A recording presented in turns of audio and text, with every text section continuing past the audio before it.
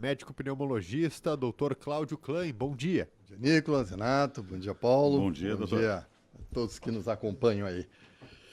Pois nós, eu sei que já foi também noticiado, mas eu acho que nós estamos falando muito pouco dos 5 anos que completamos do início da pandemia. E eu tenho uma pauta aqui, quentinha aqui para a gente poder discutir Sobre também, isso? que é sobre isso. Tá. Então, assim, ó, sobre isso eu vou me dedicar nas próximas semanas a tentar esmiuçar, porque existem várias etapas aí para a gente debater sobre a pandemia. E eu vou trazer alguns dados agora que a gente vai procurar debater de uma forma o mais técnica possível para entender assim o que foi feito, o que não foi feito e o que deveria ser feito. De um artigo que eu parti aqui, que é um artigo que foi escrito por uma universidade japonesa, ele começa debatendo exatamente o interesse em discutir as medidas, como ele entende que está baixo o interesse. Isso eu achei muito pertinente, porque, olha, foi a principal pandemia que várias gerações viveram, né? Uma epidemia parecida aconteceu lá em 1918, né? Mais de um século atrás, e eu acho que a gente debate muito pouco as consequências, porque vai se repetir. E o que nós fizemos foi bem feito, foi adequado, ou nós vamos repetir vários erros do que a gente cometeu? Só para ilustrar alguns dados assim que são trazidos nesse artigo sobre a pandemia. Foram 20 milhões de vidas perdidas mundialmente no período da pandemia, que a gente considera em torno de 2 anos ali. Foi 2020, principalmente, depois 2021, até mais ou menos a metade do ano, e depois começou a se reduzir. 16 trilhões de dólares em custos, mundialmente falando, a pandemia custou. 1,6 bilhão de crianças ficaram fora das escolas, né, por determinados períodos, em épocas variadas. Então, veja, 1,6 bilhão de crianças. 130 milhões de pessoas foram levadas à linha da pobreza, em função também, né, das mudanças econômicas que acontecem. E uma outra situação que eu achei muito interessante. Hoje, para uma pessoa tentar se manter atualizada em todas as informações que saem sobre a Covid, em 2024 foram publicadas uma média de 240, eles chamam de papers, né, que são trabalhos científicos vinculados à Covid por dia.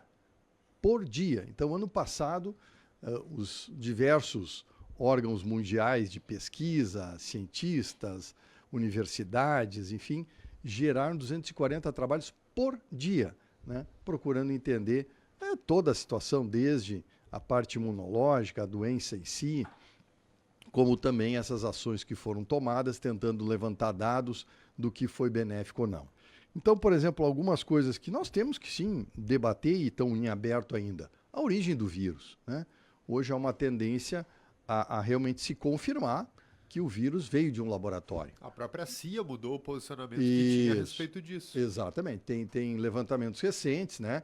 Esse agora a exposição um pouco mais clara do papel daquele coordenador, diretor da agência americana, o Anthony Fauci, que foi sempre um conselheiro de governo americano, e ele foi uma das pessoas principais aí no mundo ouvidas com relação às ações da Covid, mas ele era uma pessoa interessada em manter, vamos dizer assim, muitas ações interessadas a ele, porque o NIH, né, que é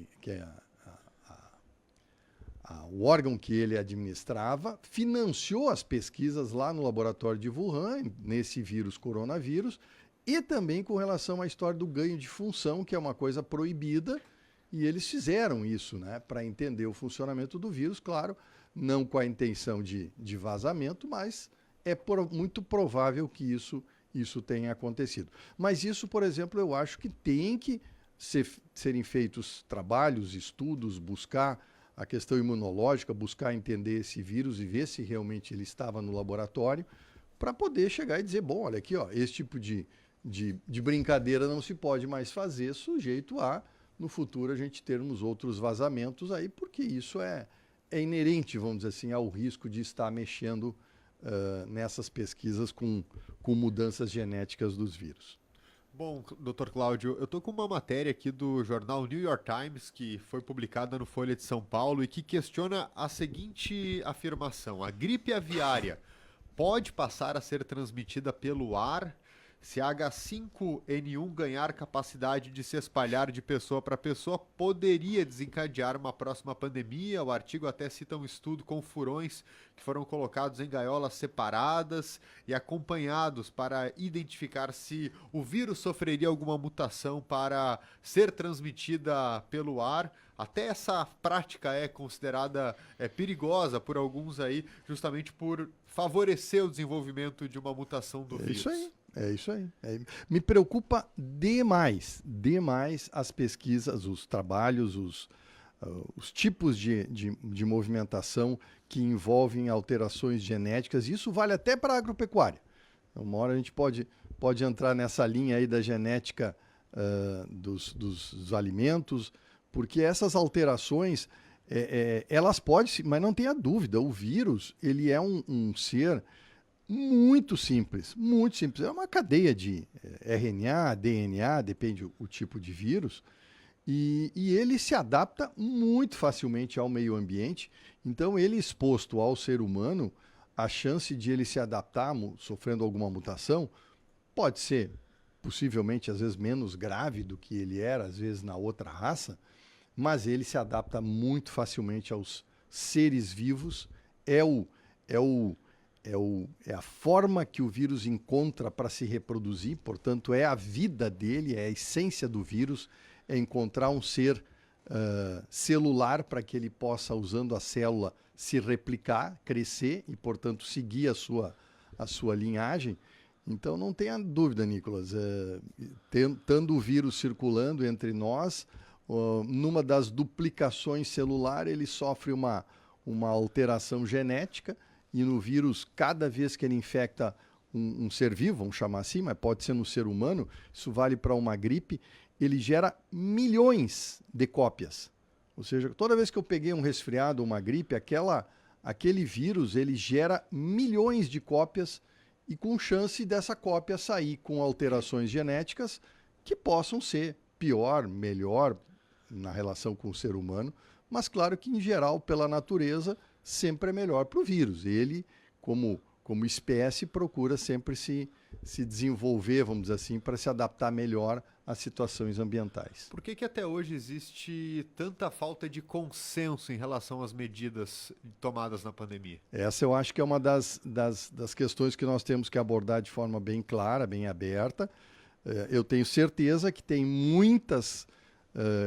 como hoje a maioria das ações que nós tomamos não conseguem base científica para dizer foram eficazes, o fecha tudo, o fica em casa, as máscaras, o medicamento está completamente aberto, a tendência hoje é que o medicamento foi eficaz, tá, Renato?